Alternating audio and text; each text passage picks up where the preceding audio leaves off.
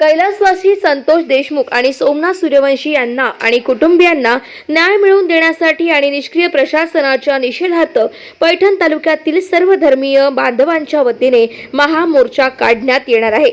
या मोर्चामध्ये नागरिकांनी मोठ्या संख्येने उपस्थित राहण्याचे जाहीर आवाहन अनिल राऊत यांनी गाव माझाशी बोलताना केले आहे।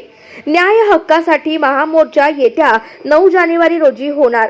हा महामोर्चा सकाळी 9 वाजता कावसानकर स्टेडियम पासून सुरू होणार असून छत्रपती शिवाजी महाराज स्मारक परिसर शिवतीर्थ या ठिकाणी समारोप होईल।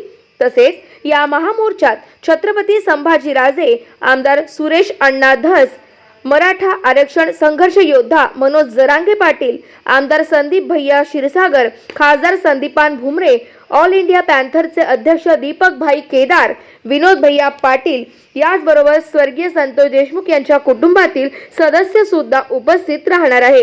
जय जिजाऊ, जय शिवराय, जय भीम।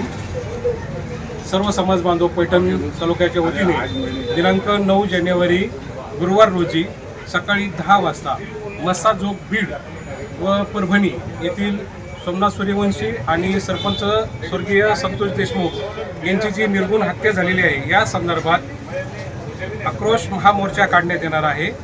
तर या महामोर्चासाठी देशमुख कुटुंबीयसह दिग्गज मान्यवर उपस्थित राहणार आहे।